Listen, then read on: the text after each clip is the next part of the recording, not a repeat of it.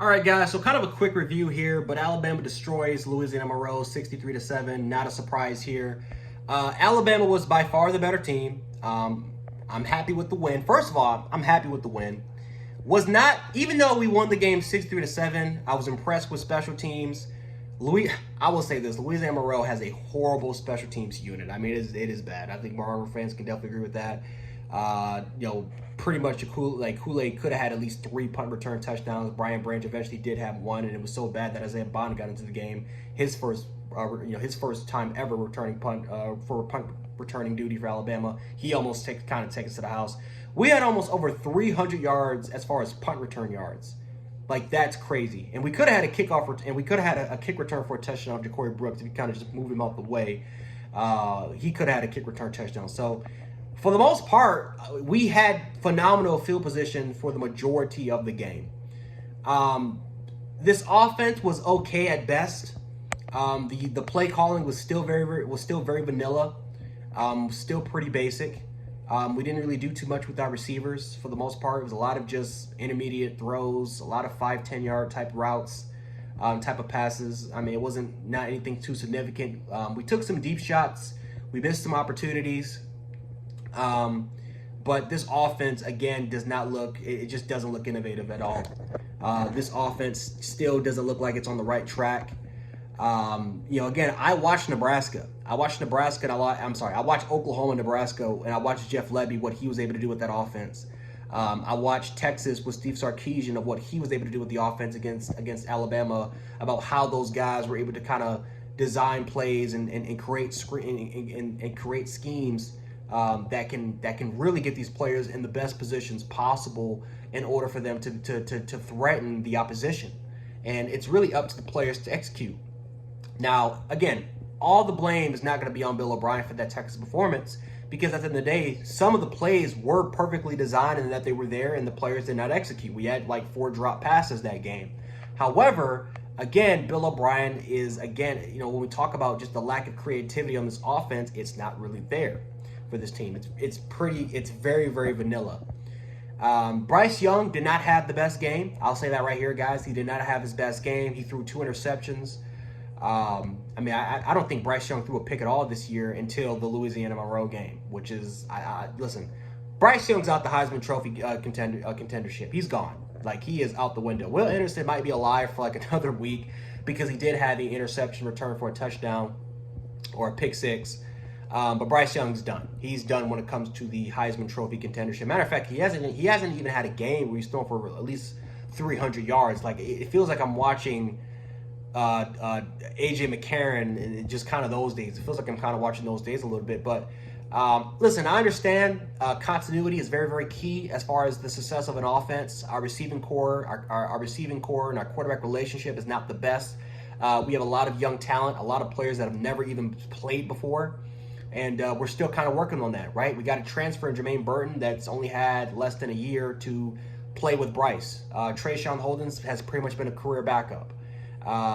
Right? Besides that, Isaiah Bond, Kendrick Law, Kobe Prentice are young guys.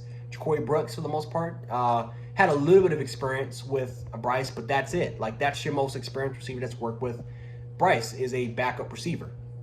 So continuity is very, very key.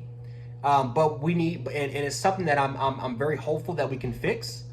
But again, we're just gonna have to find out and see what happens, man. But again, from what I was able to see, at least from the offensive coordinator standpoint, it just looks like Bill O'Brien has no faith at all in our receivers.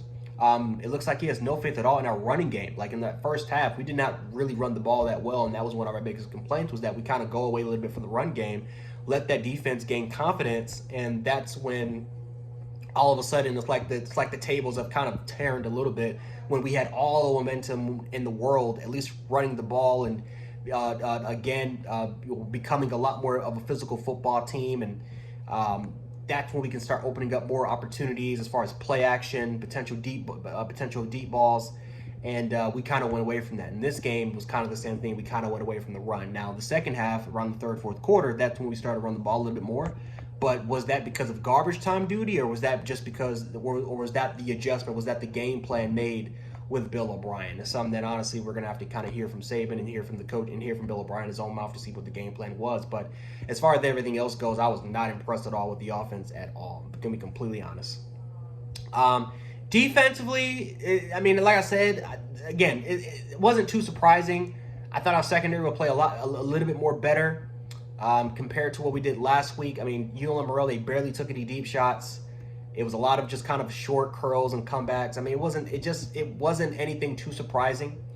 Kyrie Jackson did get hurt, so we were able to kind of see the combination of Terran Ardo and Eli Ricks in the second half, which that's a fan favorite that a lot of people kind of asked for.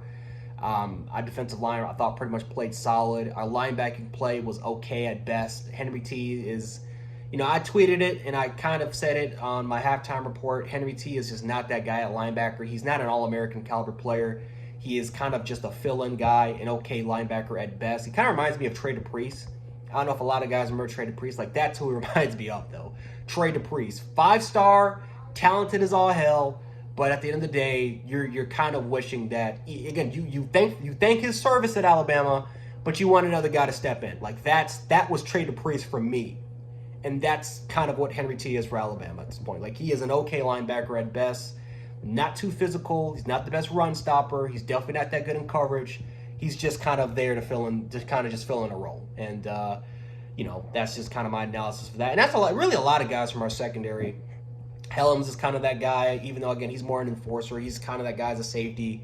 Branch has gotten better. I actually love Branch. Moore is kind of that guy now. I mean, he had an incredible freshman All-American year. Now, the last couple of years, it's kind of just been, okay at best.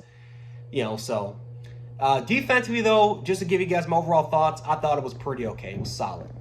The best thing tonight was definitely special teams, though. Special team definitely played a huge factor tonight. Again, all those punt return yards that we were to getting great field position. Our putting unit was okay. Will Reichert was incredible. I think he actually broke the record for most extra points. So congratulations to him. But that was the biggest positive benefit of the day. But again, was that indicative to our success as a special teams unit, or was Louisiana Monroe, were they that bad of a special teams unit? Because they did get two punts blocked by Texas. They're not the best special teams unit. That's all I have to say about that. So, yeah, I mean, again, there's really not that much to kind of take away from this game. Hopefully next week against Vanderbilt, our offense can display a better showing. Hopefully we can be a little bit more creative as far as getting these guys, a lot of these young guys, open, because Jahmyr Gibbs can't keep being our leading receiver. This is the second week in a row now where Jahmyr Gibbs is the leading receiver of the team. So, granted, again, I love Jahmyr Gibbs. That's our Alvin Kamara of this team. But we got to give more of these playmakers an opportunity to kind of showcase their skill set. And that's hopefully something we can do next week against Vanderbilt. But anyway, guys, Jan Sports, I'll catch you guys later. Peace.